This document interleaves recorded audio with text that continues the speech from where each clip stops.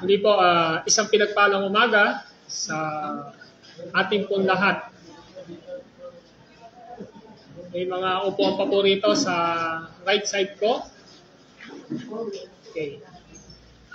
So bago po tayo magsimula, tayo muna po ay manalangin. Let us pray. Panginoon po naming Diyos na banal at makapangyarihan sa lahat, kami po ay nagpapasalamat at nagpupuri sa inyo sapagkat kayo ang Diyos na siyang nagtalaga ng araw ng pagtitipon ng inyong mga anak sa isang lokal na iglesia na katulad nito.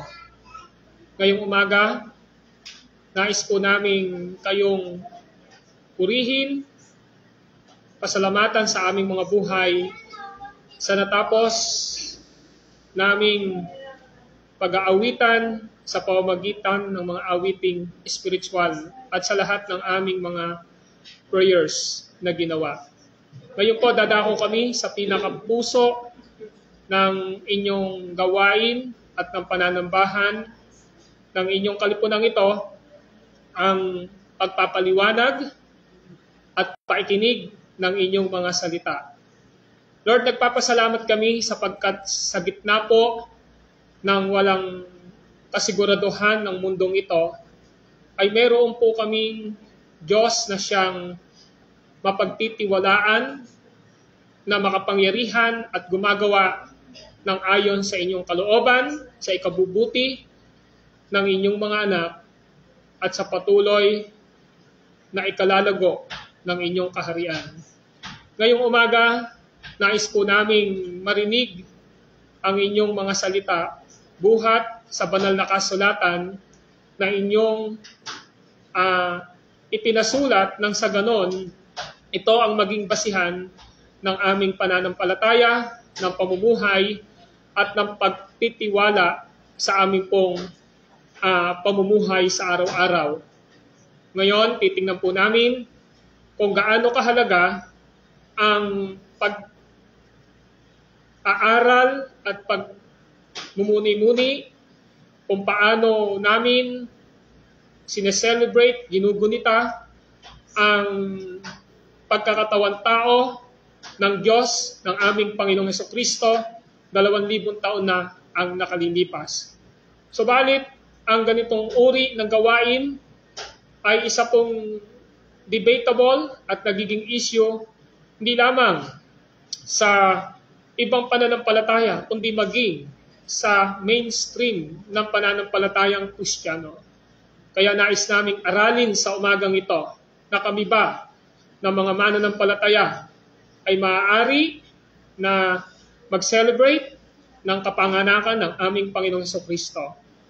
In the light of this question, Panginoon, nais naming matuto from the book of Romans chapter 14 sa aming pasimula ng pag-aaral patungkol sa napakahalagang aral ng Advent, ng kapanganakan ng aming Panginoong Jesucristo.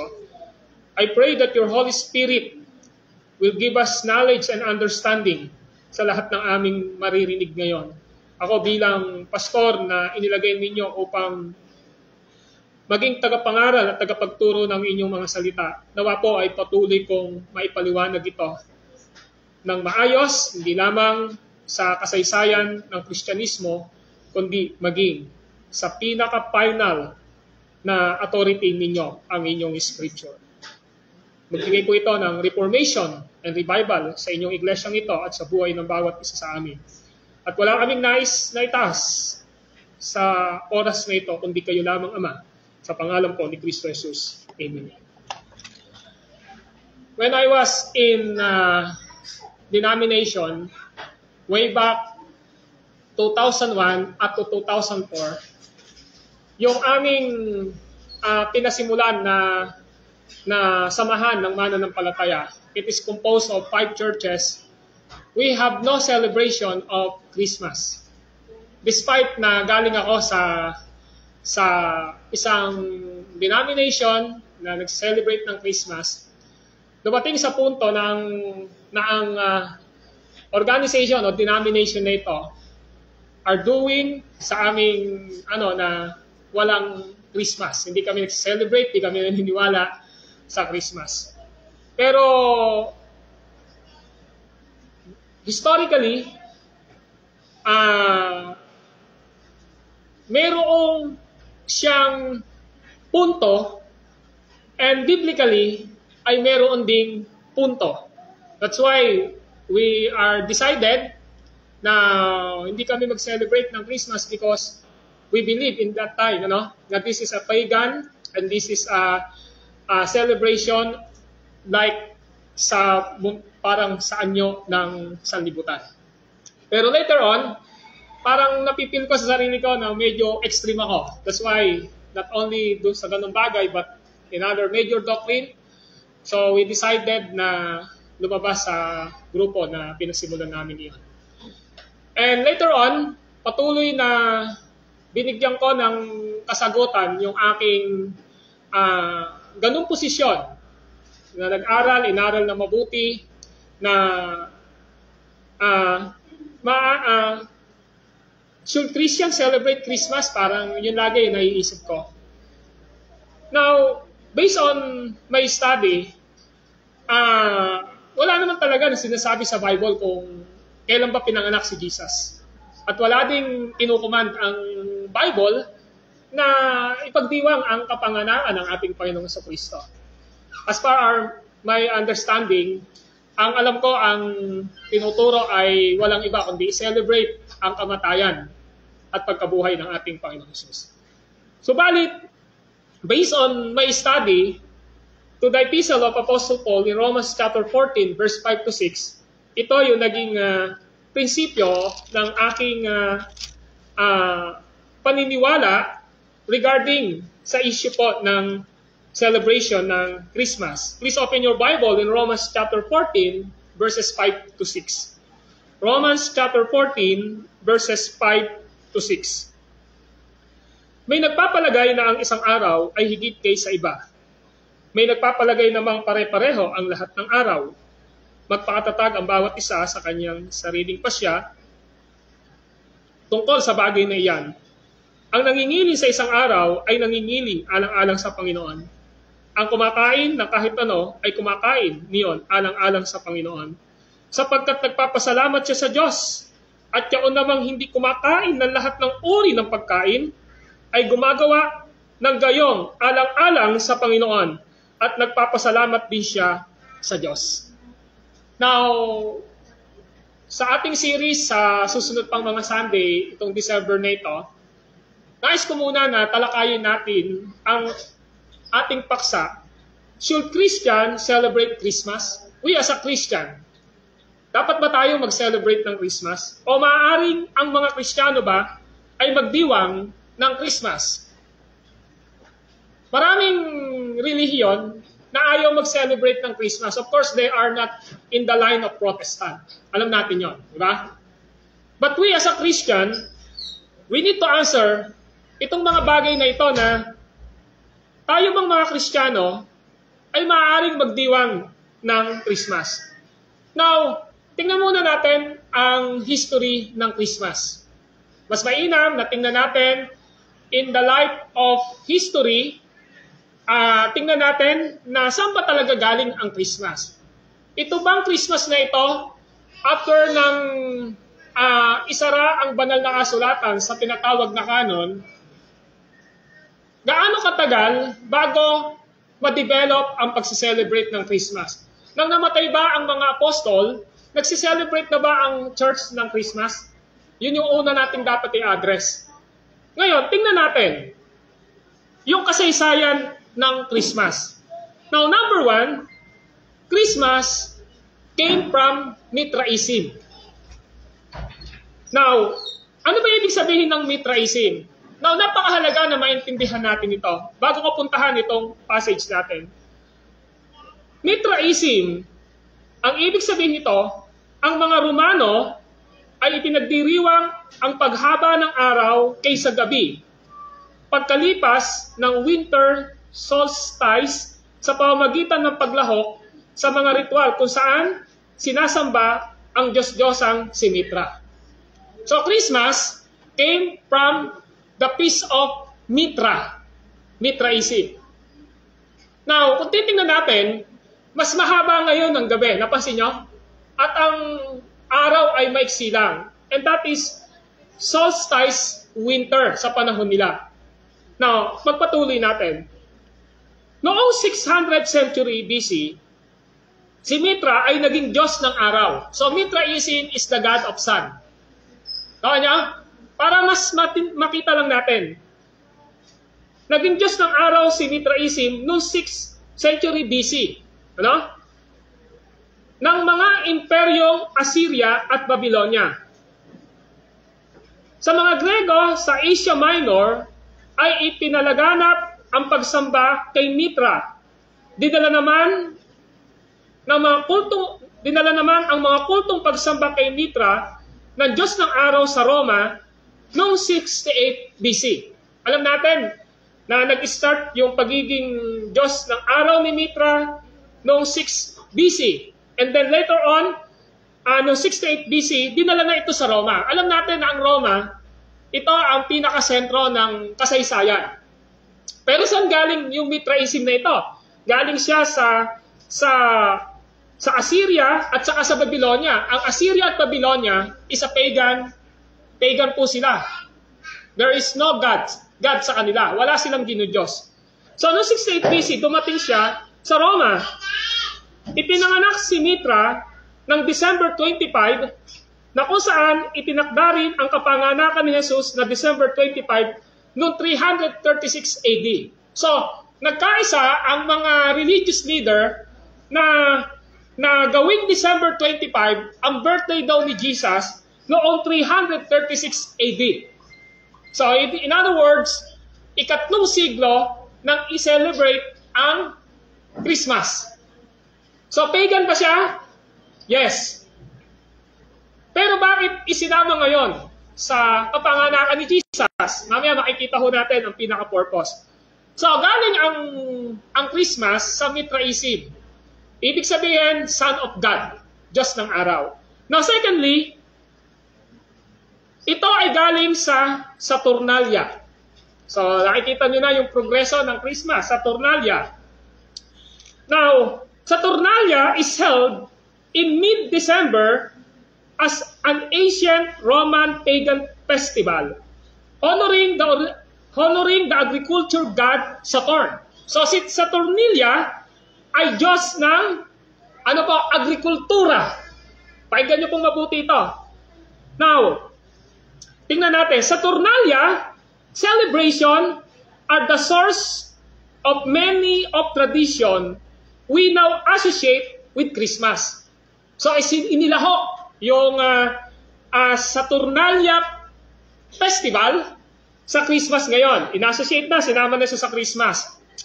Now, by the 4th century AD, noong ika-4 na siglo, Western Christian churches, yung mga Western churches na Kristiyano, settled on celebrating Christmas on December 25. So dahil ito nga ay celebration ng God of Agriculture, ang ginawa nila ngayon, yung Western churches, ginawa nila ngayon December 25 din ang celebration ng Pasko. Now, which allowed them to incorporate the holiday with Saturnalia and other popular pagan winter tradition. So, pinahintulutan nila na isama na ngayon. Itong Paskong ito. Of course, winter, pag sinabing winter, malamig ano? Winter, pagka may winter tradition sila, sinama na nila ngayon ito. Now, number 3, ito. The church in Rome, ito na, ang iglesia sa Roma, began formally celebrating Christmas on December 26 in 336 AD. So, yung Rome, alam natin, this is the center of Roman Catholic. Ginawa nila ngayon ito formally, ginawa nila itong yearly, isa-celebrate ang Christmas on December 25 at nag-start ito noong 336 AD during the reign of the Emperor Constantine. So, noong 336 AD, ang hari po ng Roma ay si Constantine. Si Constantino. Si Constantine po. ay emperor na kung saan ay napakalawak na impluensya. He was conquered many nation. Yan po si Constantine, si Emperor Constantine. As Constantine had made Christianity the effective religion of the empire. Alam nyo, si Constantine po ang nagdeklara na ang Christianity ay gawing relihiyon noong panahon ng kanyang paghahari. Ngayon, tuloy natin. Some have speculated that choosing this date had the political motive of weakening the established pagan celebration. In the 9th century, Christmas became a major Christian festival. Ngayon, ito yung gusto natin. Dahil nga, si Constantine ay Kristiyano na emperor, ang gusto niya, pahinain yung mga celebrate ng Mithraism, yung tinatawag na Saturnalia Festival, gusto niya mawala ito eh. Naisip niya, because he is a Christian, ng time na yon, bakit mas sineselebrate pa itong mga pagan festival na ito? Bakit si Mitra, bakit si Saturnalia, ang Diyos ng araw, bakit ang Diyos ng agriculture ang pinagdiriwang? So matalino si Constantine. So ang ginawa niya ngayon, para unti-unti itong ma-demolish, unti-unting mapahina itong ganitong mga festival na pagan, ang ginawa niya, inadapt nila ngayon. Alin? Yung birthday ni Jesus Christ, nilagay nila nakatapat ngayon nun. Di siyempre, may pamimilian na yung tao ngayon, di ba? Ito, Mithraism. Ito, Saturnalia. Ito, Christmas. Dahil makapangyarihan si Emperor Constantine, pagka time na yun, pag nagbigay siya ng edict, hindi ka pa susunod. Yeah? So, diniglara ngayon, in the 9th century, Christmas became a major Christian festival. So, ibig sabihin pala, yung major Christian festival na ito, nagsisimula pa ito nung ika-9 na siglo. Meron ng Christmas na ginagawa. Pero ang problema, this came from tinatawag na pagan festival. Ano po ito? Pista ng mga pagano. Ayun yung dapat nating makita ngayon. Bagamat inilarawan po sa atin ng Ebanghelyo ni Mateo at Lucas, ang kapanganakan ni Jesus, diyan nyo mababasa ang details na kapanganakan ng ating Panginoong Jesucristo. Mas detail po ang Book of Matthew at saka Book of Lucas. Diyan po sinalarawan, diyan sinulat ang kapanganakan ng ating Panginoong Jesus. Pero tingnan nyo po, hindi nila binanggit ang eksaktong petsa na nangyari ito. Wala pong exact date. Wala naman po talaga eksakto eh. Pag nagbasa po kayo ng Bible, wala pong eksakto na makikita tayo na araw kung kailan ipinanganak ang ating Panginoong Jesucristo. Kaya hindi rin batid ng mga historians ang petsa nito. Bukod dito, wala din tayong mababasa sa Bagong Tipan o New Testament na ipinag-uutos o alalahanin ang kapanganakan ni Jesus.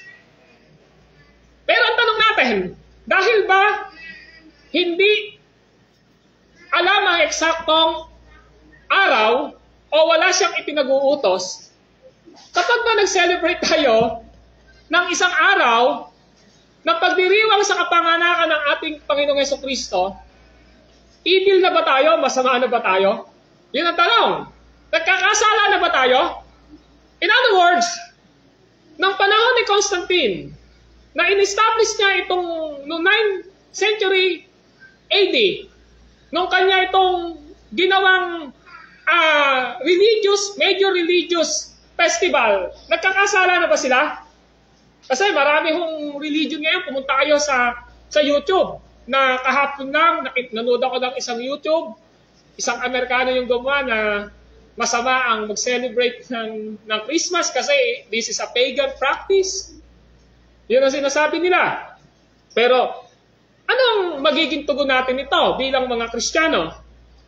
Mga kapatid, ganoon pa man, ipinagdiwang ng mga unang Kristiyano Sa ilalim ni Emperor Constantine ang Pasko at tinawag itong Feast of Nativity.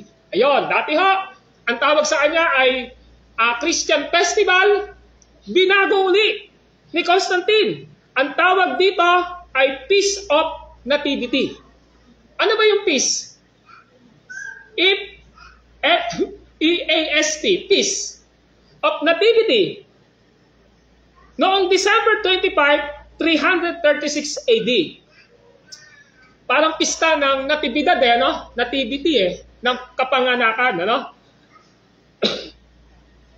Ang salitang Christmas, ang salitang Christmas ay pumasok sa wikang English noong 1050 AD.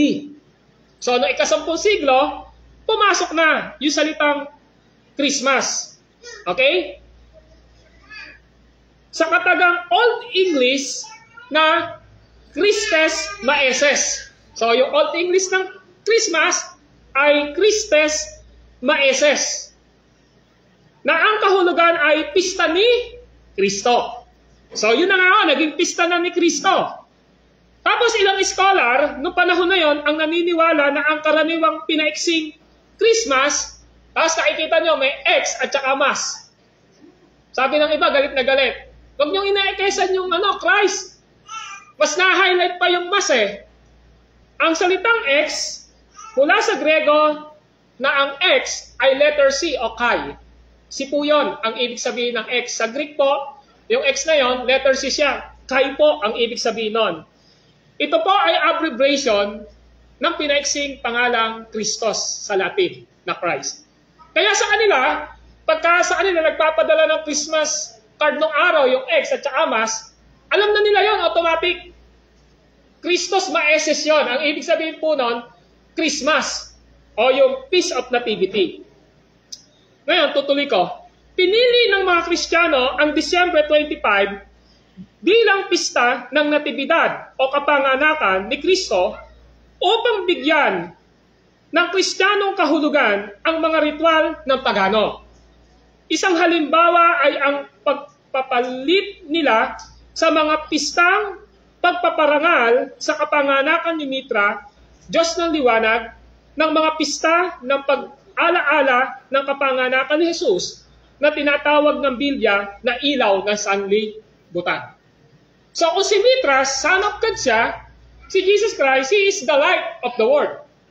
Siya ang ilaw ng sanlibutan. So nakuha niyo yung punto ngayon. So, kung si Mitra, Diyos siya ng araw, ang gusto ipakita ngayon ng mga mananampalataya, ng panahon na yon, si Jesus ang ilaw ng sanlibutan. Yan ang makikita natin sa dyan.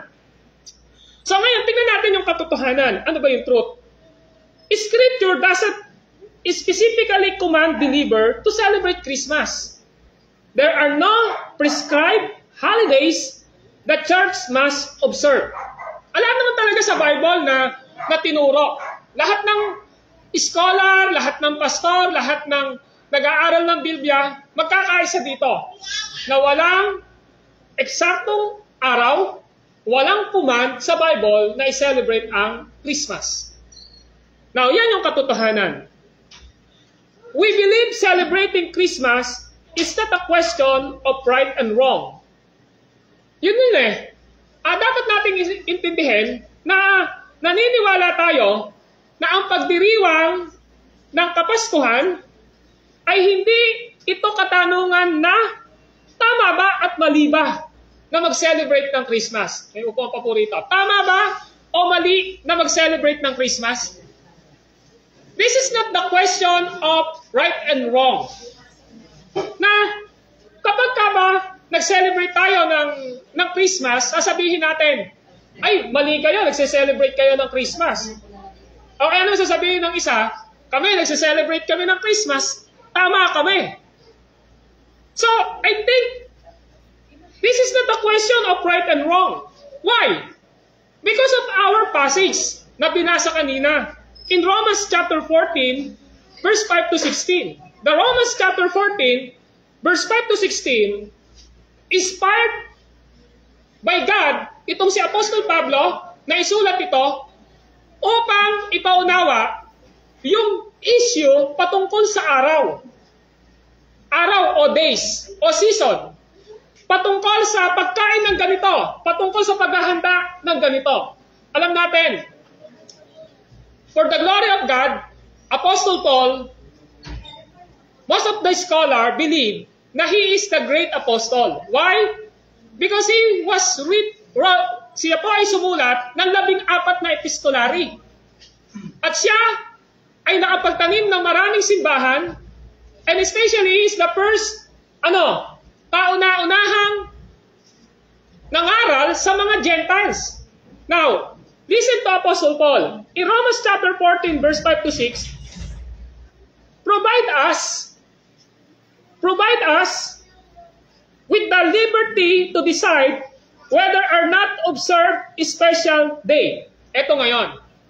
Ang katotohanan po, if our church, kung ang church po natin, merong hindi rito naniniwala na ayoko mag-celebrate ng Christmas, kalayaan po niya yun. Kung sinabi ng, 50 tayo, sabi ng 5, hindi kami mag-celebrate ng Christmas kasi hindi kami naniniwala dyan. Kalayaan po nila yon. At di natin sila pwedeng sabihan sa kanila na, pag di kayo nag-celebrate ng Christmas, nagkakasala kayo. Hindi po pwede natin sabihin yun. O kaya naman, yung natitirang 45, sasabihin, kami magsi-celebrate kami ng Christmas. Kami ang tama. So si Apostle Paul, dinitil niya ngayon dito sa passage natin na celebrating Christmas is a Christian liberty. Ito po ay kalayaan ng Kristiyano, and he or she decided, gusto ba niya na mag-celebrate ng Christmas o hindi mag-celebrate ng Christmas? Ngayon, kunwari, sabi nyo, December 25, di ako mag-celebrate ng Christmas.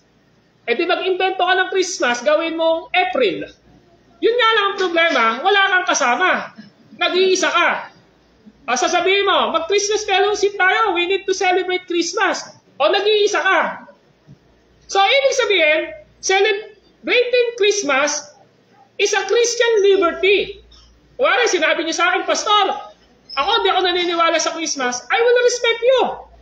Because we have no evidence from the Scripture na celebrate natin ang Christmas as a command of the Word of God. Wala akong command sa Word of God eh. Nakuha niyo punto wala akong command. Wala din eksaktong date na sinasabi kung kailan isi-celebrate ang Christmas. Nanonood ako ng isang video. May nagtanong doon sa isang sikat, patay na yun eh. Sabi sa kanya, may Pasko ba kayo? Sabing ganon. Sabi niya, alam mo kapatid, ayan, ganyan na ganyan salita. Meron kaming Pasko. Nga lang, ang Pasko namin hindi December 25. Araw-araw, Pasko sa amin. Tama naman, di ba? Pero yun nga lang, logically, wala talaga silang celebration ng Christmas as a special day para sa kanila. In compare sa tao na nag-decide na makiisa sa celebration ng Christmas, meron siyang isang araw to remember the birth of Jesus Christ sa kanyang buhay. Nakuha niyo po punto ko? Now, that is what Apostle Paul want to deal in Roman church. Yun yung gusto niyang i-deal ngayon. Now, back to Romans chapter 14, verse 5 to 6. Please open your Bible. Romans chapter 14, verse 5 to 6. May kasamahan po kami sa ministerial pagka sasabihin mo sa kanya, mag-Christmas fellowship tayo. Nako, yung mukha nun, hindi na. Magsasalita na yun. Alam, Pasko. Pero ngayon, mukhang may conviction na mag-celebrate ng Pasko. Okay, so ganun talaga, kailangan nating respetuhin. Now, Romans chapter 14, verse 5 to 6, now listen, ang sabi, ito. Romans chapter 14, verse 5 to 6. Sino ka upang pumatol sa utusan ng iba? Okay? Sabing ganon dito, ang Panginoon lamang niya ang makakahatol kung siya'y karapat-dapat o hindi. At aariin siyang karapat-dapat sapagkat ito'y kayang gawin ng kanyang Panginoon. Verse 5. May nagpapalagay na ang isang araw ay higit kaysa iba. May nagpapalagay naman, pare-pareho ang lahat ng araw. Magpakatatag ang bawat isa sa kanyang sariling pasya tungkol sa bagay na iyan. Ang nangingilid sa isang araw ay nangingilid alang-alang sa Panginoon. Ang kumakain ng kahit ano ay kumakain yon alang-alang sa Panginoon, sapagkat nagpapasalamat siya sa Diyos. Yaon namang hindi kumakain ng lahat ng uri ng pagkain ay gumagawa ng gayong alang-alang sa Panginoon at nagpapasalamat din siya sa Diyos. Now, napakaganda ho ng sinasabi ng banal na kasulatan. Now, itong verses 5 to 6. Now, listen, in verse 5 to 6, it's talk about the relations between the strong and the weak Christian.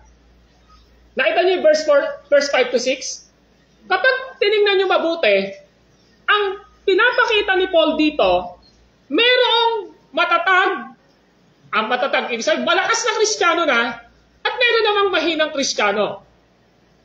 Tanong lang natin, lahat ba tayo pare-parehas ng antas sa pananampalataya? Hindi po, di ba? Ngayon, makikita natin ngayon dito, si Paul, he talk about the relations between the strong and the weak Christian. Merong weak katulad ko dati. Sabi ko, walang Christmas. Walang Christmas. So, sa aspeto na yon, parang tingin ko, weak ako. Pero sabi naman ng iba, hindi, may Christmas. So, sa puntong yon, strong sila sa decision nila. Pero ako, hindi ko rin masasabing weak ako sa decision ko, but in that specific na celebration, pag tinignan mo, parang hindi ko kayang abutin yung gusto ng kapatiran ko. Ano nangyayari? Di pagka halimbawa, ikaw lang mag-isa, ano sabi, parang out of place ka na, di ba? Out of place ka. So ngayon, tuloy natin. Ang ibig sabihin dito ay ito. It concern the observance or non-observance of the special days. Meron nagsasabi dyan sa verse 5 to 6. Kung ano sabi ng verse 5 to 6, may nagpapalagay na ang isang araw ay higit kaysa iba. Nasa isipan mo, yung December 25, para sa akin, hindi pangkaraniwang araw yun. Bakit? Kasi nasa isipan mo, I want to remember and celebrate the birth of Jesus Christ. Sa tao, ano ang pinaka-espesyal na araw na meron ka? Ano po? Birthday. Di ba? Hinihintay mo yung birthday mo. Pag nag-birthday ka, ano yung ginagawa mo? Ano ginagawa mo? Nagse-celebrate ka. Tanong natin, masama ba yon? Alam din naman sa Bible na nakalagay, pagdiwang mo yung birthday mo. Ang nakalagay, may kapanganakan, pero yung i-celebrate mo yung birthday mo, wala ka rin makikita. Now, listen. So, sinasabi ngayon ni Paul dito sa verse 5, may nagpapalagay na ang isang araw ay higit kaysa iba. May nagpapalagay naman pare-pareho ang lahat ng araw. Nakita nyo? Para sa akin, lahat ng araw, the same day lang yan. Pero sabi naman ng isa, hindi. Para sa akin, ang December 25, special day para sa akin. Sa ibang nga, di ba, holy day. Banal na araw. Yun, kaya nga holiday yun. Holiday po yun, banal na araw ba't ganon? Kapag araw ng kagitingan, ano sasabihin natin? Holiday yun Banal ba yun? Banal ba yung araw ng kagitingan? Independence Day, holiday. Di ba? Ang ibig sabihin po, hiniwalay na araw. Kaya, non-working holiday. Kung ikaw halimbawa, ako pastor nyo, naging hero ko. Naging bayani ko. So, sasabihin niya yun ng bayang ng bansa natin, dahil ginagalang natin yung pagiging bayani ni Fernando. Di ba? Wala tayo ngayon trabaho, special non-working holiday. Di ba? Merong respeto, di ba? Nire-respeto. So ngayon, ang sabi ngayon ni Paul, ganun minsan Para sa'yo, yung buong araw, lahat na yun pare-parehas lang. Yung isa naman, sinasabi niya, teka muna, hindi eh. Yung Sunday, special day yan eh. Bakit? Kasi sa Panginoon yan. Yung Monday hanggang Saturday, regular holiday lang yan. Pero yung Sunday, special holiday para sa akin yan. Why? Because this is the Lord's Day, araw ng Panginoon na hiniwalay niya to worship God sa aming mga pagtitipon. So, yun yung gustong ipakita ngayon ni Paul dito. Naiintindihan niyo ba? Okay, tutuloy ko ha. So, tutuloy ko po. So, presumably, Jewish festival, ito na po yun, whether feast or fast, and whether weekly, monthly, or annual.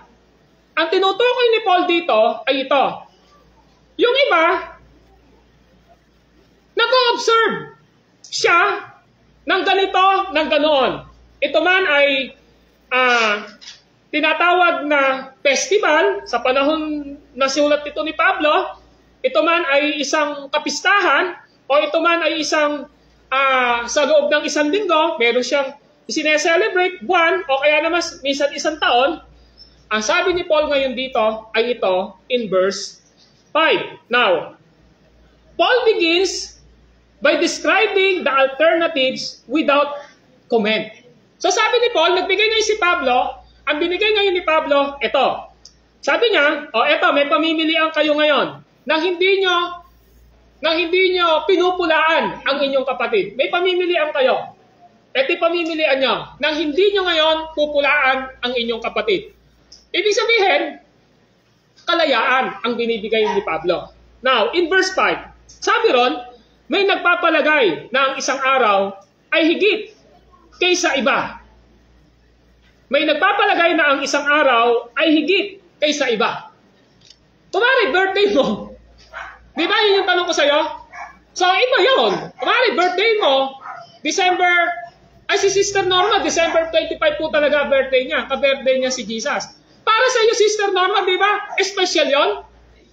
Kasi birthday mo yun eh. Ang ibig sabihin po nun,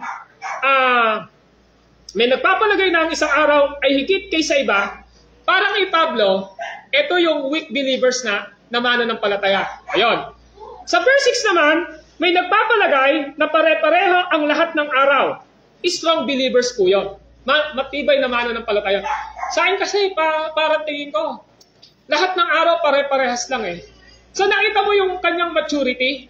Yung iba naman sabihin, hindi. Mas mahalaga sa akin yung araw na ito. Kay Paul, ina-address niya na medyo mahina yon, weak yon. Ngayon, tuloy natin. Paul concern for the weak and strong believers ay ito. Ano yung concern ni Pablo? Sa matatag at saka sa medyo mahinang mananampalataya. Ang sabi niya sa verse 5, magpakatatag ang bawat isa sa kanyang sariling pasya tungkol sa bagay na iyan. Sarili mong pasya yan. Amen? Kung nagpasya ka, hindi ka nagkakasala. Kaya ang sabi lang ni Paul, magpakatatag ang bawat isa sa kanyang sariling pasya tungkol sa bagay na iyan. So kung ang church natin ay naniniwala na we need to celebrate the birth of Jesus Christ, ang nasa isipan natin, sabi lang ni Paul, magpakatatag ang bawat isa. Dahil yan yung pinagpasyahan nyo. Okay? Kung iba naman sinasabi, ay wala kaming Christmas, di kami mag-Christmas, mag-celebrate ng December 25, ang sabi ni Paul, magpakatatag din kayo. Okay? Kunwari, parang ganito lang, sa isang bahay nyo, lahat ng member ng tahanan nyo, lahat ng miyembro sa pamilya nyo, magse-celebrate ng Christmas. Ngayon ikaw, hindi ka magse-celebrate ng Christmas. So ano mangyayari ngayon? Di parang out of place ka na. Sasabihin ng nanay, mga anak, magno-Noche Buena na tayo. December 24 na nga eh. Gising ka. Nagkakain na sila ngayon.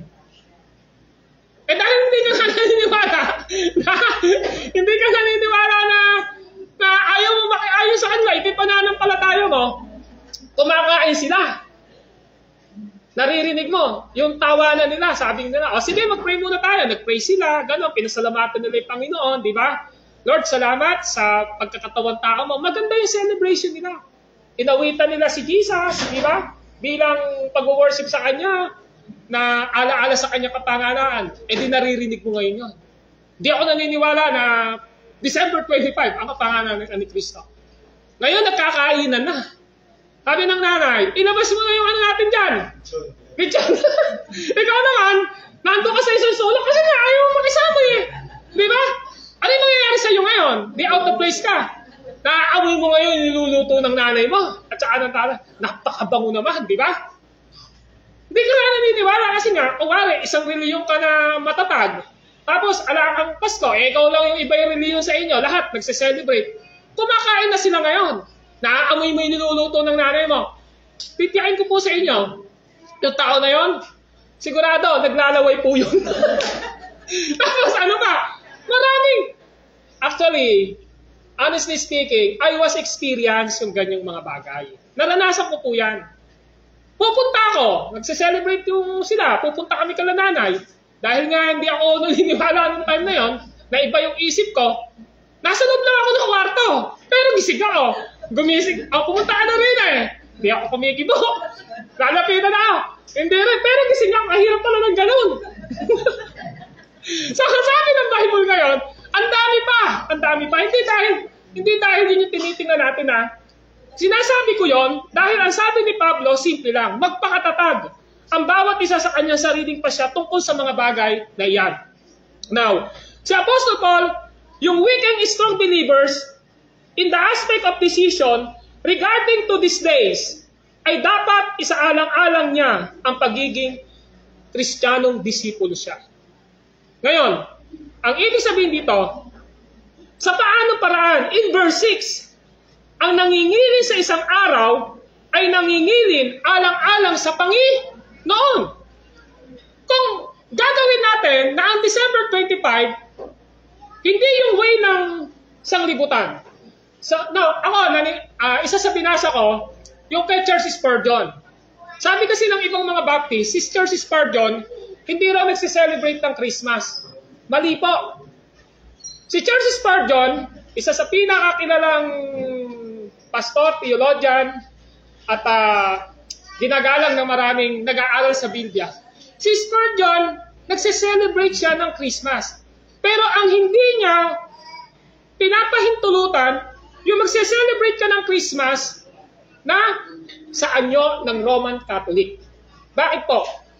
Kasi sa halip na nakapokus kay Kristo, nagiinuman. Tama po ba? Mas lumalaganap alin yung mga vices ng panahon na yon. So ngayon, ang sabi ngayon ni Paul dito, ito, ang naningilin sa isang araw ay nangingilin alang-alang sa Panginoon.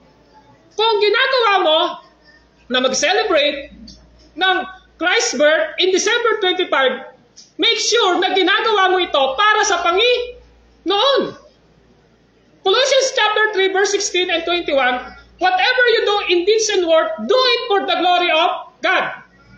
Kaya dapat malinaw sa atin. Bakit tayo nagse-celebrate? Bakit tayo nagdiriwang ng kapanganakan ng ating Panginoon Jesucristo? What is the purpose? Eh kung ang purpose mo lang, ito yung panahon na kainan, di ba? Bagamat, huli na yun eh. Ito yung panahon ng bigayan. Hindi ho.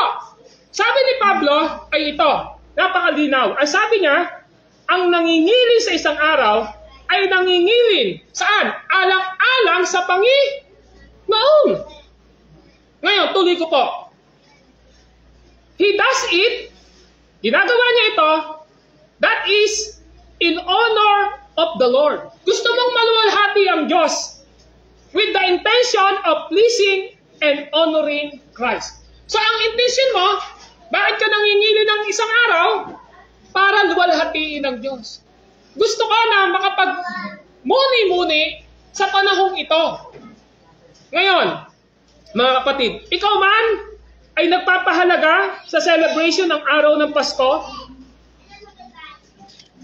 o naghahanda ng pagkain, nagbibigay ng regalo o aginaldo, ang prinsipyong ito ay applicable. Amen po ba? So applicable po ito. Kung ikaw man ay hindi nagpapahalaga sa Pasko, ang prinsipyong ito ay applicable sa iyo. Na nangingiling ka ng isang araw, ay nangingiling ka alang-alang sa Panginoon. So, if the believers, sabi ba, Kristiyano siya, wag lang po doon sa mga ibang reliyon, di ba? Kumare, sa mga mananampalatayang katulad natin, sinasabi nung, totoo na nga siyang Christian. Tapos sinabi niya, pagpamanhin niyo, di ako nagsiselebrate ng Christmas. So we need to respect him or her. Why? Kasi ginagawa niya yun. Maliwanag lang dapat sa kanya na ginagawa yun niya alang-alang sa Panginoon. So ang ano ibig sabihin dito? This is the point. According to this verses 5 to 6 of explanation, a Christian can rightfully set aside a day, including Christmas, as a day for the Lord. We believe Christmas offered believers with a great opportunity to exalt Jesus Christ. So, ang gusto nating ipakita ngayon dito ay ito, mga kapatid, na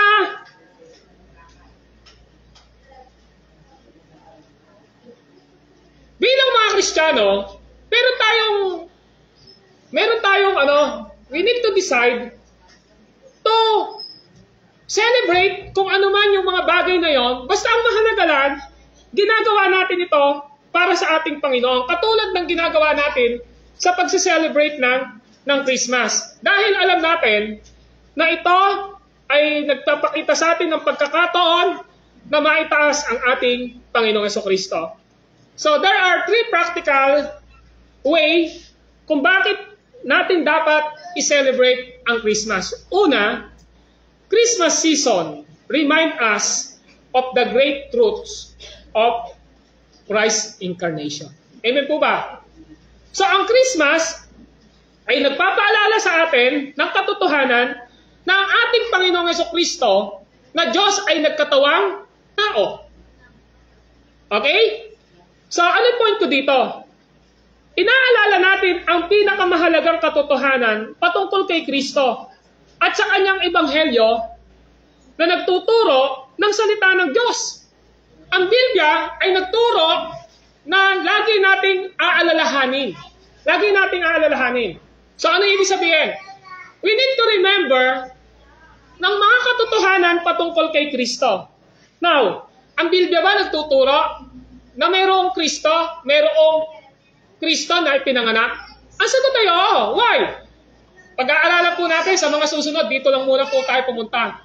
In Matthew chapter 21, verses 18 to 23, meron sinabi doon, di ba? Anong ibig sabihin doon?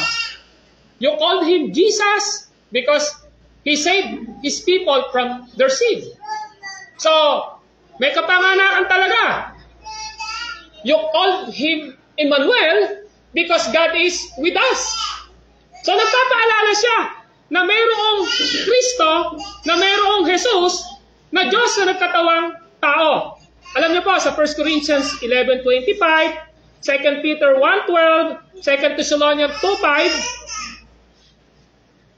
ang katotohanan ay dapat daw po na paulit-ulit na pinapaalala sapagkat madali po tayong makalimot. Nawa niyo? So, as we celebrate Christmas, napapaalalahanan tayo. Bakit nga ba pinanganak si Jesus? Ano ba yung reason bakit nagkatawang tao ang Diyos? So, nare-remind tayo. Nare-remind tayo ng pinaka-purpose ng kapanganakan ng ating Panginoong Jesucristo. At kung magiging maliwanag sa atin, kung walang kapanganakan si Jesus, wala pong kaligtasan. Amen po ba? Hindi po pwedeng mapako sa krus si Jesus, malibing ng 3 araw, at mabuhay pagkayari ng 3 araw without the incarnation of Jesus Christ. So kung alam natin yung purpose, bakit inaalala natin ang kapanganakan ni Kristo? Dahil alam natin, once and for all, in the biblical history, kailangang magkatawang tao ng Diyos at siya si Jesus para iligtas tayo sa ating mga kasalanan upang hindi tayo mapahamak sa apoy ng impyerno. So that is why we celebrate Christ's birth. We remember the incarnation, the birth of Jesus Christ, the wonder of Christ's incarnation sa atin, dahil alam natin na walang iba na pwedeng magligtas sa atin maliban kay Kristo. Number 2, Christmas time is the time of reverent worship. Ang Christmas, sa panahon ng Christmas, ito din yung panahon na pagkaroon tayo ng pagbibigay ng mataas na paggalang upang sambahin natin ang ating Panginoong Jesucristo sa ating mga buhay at pasalamatan ng Diyos. Tayo na mga mananampalataya na reform, na evangelical, ay naniniwala na when we worship God the Father, we worship Jesus Christ. When we worship Jesus Christ, we worship God. And when we worship God or Jesus, we worship the Holy Spirit because they are one God in 3 person. Alam niyo po, Jesus Christ worshipped by His disciple when He was descended from heaven. Now, look in Matthew chapter 28. Now, buksan natin ang ating Biblia at tingnan natin ang Matthew chapter 28. Matthew chapter 28. Now, listen. In Matthew chapter 28, ang sabi ko dito sa verse 9, ngunit sinalubong sila ni Jesus at binati at lumapit sila. Niyakap ang kanyang paa at sinamba siya. Ano yung ginawa ng mga disciple when Jesus Christ was resurrected and the last day of His life ascended into heaven? Winorship po siya ng mga disciple niya. So kung winorship siya ng mga disciple niya, why not na hindi natin siya i-worship?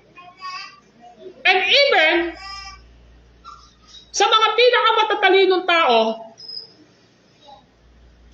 noong unang siglo ng ating Panginoong Jesucristo, buksan niyo po yung Matthew chapter 2. Kung ikukumpara po, noong panahon na natagpuan ng mga Magi, ang ating Panginoong Jesucristo, probably Jesus Christ, more or less 2 years old na po rito in chapter 2 ng Mateo. Ang sabi ng verse 10 ay ganito. Matthew chapter 2, verse 10. Gayon na lamang ang galak ng mga pantas nang makita nila ang tala. Verse 11.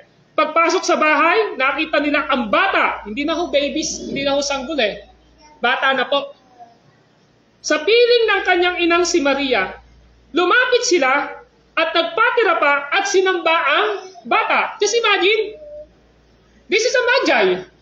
Pinakamatalino sa panahon nila, hindi po ito hari. Sila po ay mago. Ang ibig po sabihin ng Magi, sila po ay matatalino na nakakabasa ng mga nakikita nila sa kalangitan. Okay? Sila ay matatalino, kaya pinatawag sila ni Haring Herodes. Matatalino po sila eh. Alam din nila kung saan ipapanganak ang Kristo. Bible knowledgeable po sila sa Biblia. Ngayon, nung nakita nila si Jesus, ano ginawa nila? Ano po ginawa nito? Nahiya ba sila? Nasasabihin, nako, mga Magi tayo ha. Yan, bata pa lang yan. Huwag natin, magpapakita tayo na basta-basta hindi natin sasambahin. Hindi, ang ginawa po sa chapter 2 ay ito. Lumapit sila at nagpatira pa at sinamba ang bata. Nakita nyo? Bukod pa ron, sabi ng kasunod, binuksan nila ang kanilang mga sisidlan at inaandog sa kanya ang dala nilang ginto, kamanyang at mira. They worship Jesus, itong batang Jesus na ito, dahil alam nila na ito ay walang iba kundi ang Diyos na nagkatawan tao, na kailangan niyang gawin ito upang mamatay siya sa cross. At after 3 days mabubuhay. And after 40 days, akit sa langit upang maging tagapamagitan natin sa Ama. Yan ang gusto ipakita rito. So, Christmas is the time to worship God. Christmas is the time to remember how goodness of God sa buhay po natin. It's not a matter of material things. It's not a matter of food. Mga kapatid, it's a matter of our salvation. Kaya napakahalaga po nitong pagdiriwang na ito. So kung titingnan natin ngayon, mapakahalaga pala na maintindihan natin, once a year, we remember the birth of Jesus Christ. Once a year, we have a gathering sa pamilya natin, di ba? We have a gathering sa ganitong gawain, once and for all, na pag-uusapan natin how God good sa ating mga buhay.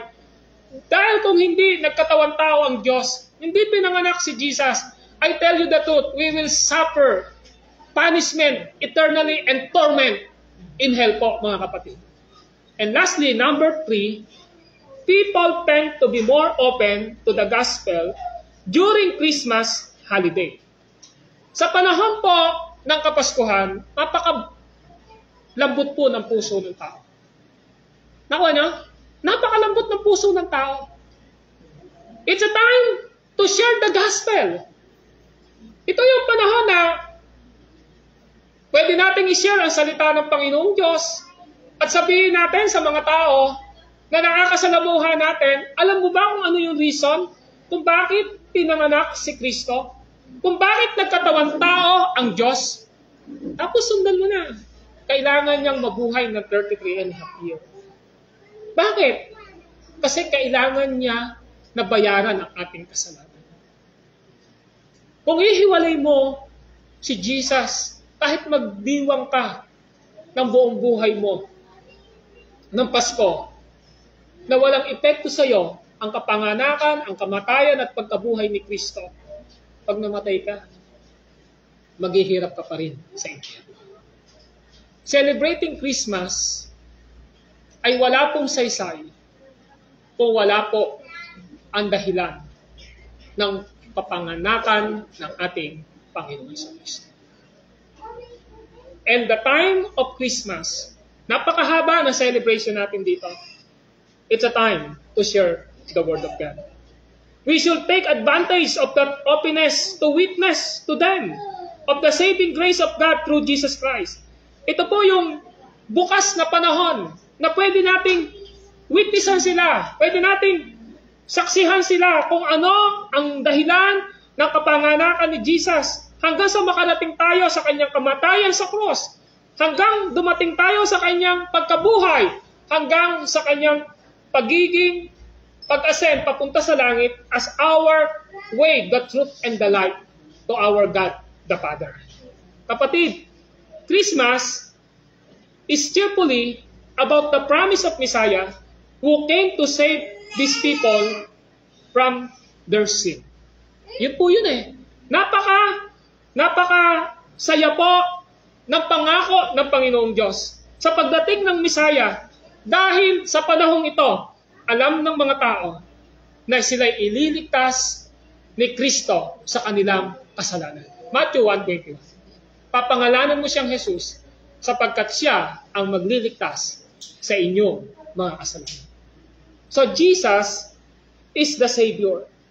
The Christmas holiday provide us with a wonderful opportunity to share the truth who Jesus sa kanila pong buhay at sa ating buhay. Now, as my conclusion,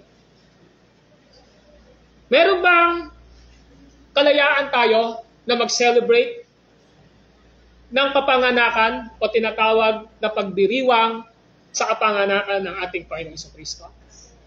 The truth is, we have a Christian liberty. So I respect kung meron dito na hindi nag-celebrate ng Christmas. It's not a matter of right and wrong. It's not a matter of sin or not sin. It's a matter of reminding us na nag-incarnate ang ating Panginoong Kristo to save us from our sin. That's why we remember and celebrate the incarnation of Jesus Christ sa kanyang pagkakatawang tao, 2,000 taon na ang nakalipas.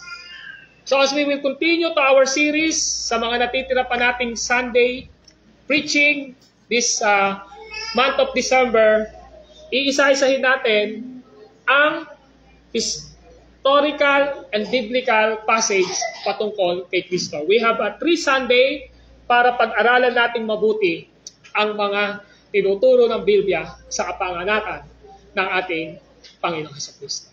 Amen? So sana, naiintindihan natin na napakahalaga ng kapanganakan ng ating Panginoong Jesus. Nakita natin ang katotohanan in history, alam natin lahat na ito na galing sa pagan. Alam niyo po ba na kung pipili tayo ng araw patungkol sa kapanganakan ni Kristo, wala naman po tayong mapipili sa buong 7 days na yon na walang katapat na birthday ng Diyos-Diyosan.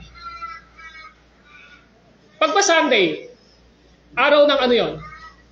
Bukod sa araw ng Panginoon, kaya nga Sunday sun, araw, day, araw ng araw. Sunday, di ba? O Monday, ano yung Monday? Moon day. Di ba? Lahat to ng ano? Saturday. O Saturday, ano yun? Saturn. Di ba? Lahat to ng araw may katapat po na pagan festival. Nakuha yung punto? So, ibig sabihin, mahirap pong pumili ng araw. Di ba? Lahat ng araw na meron tayo, may equivalent po siya na tinatawag na pagan celebration.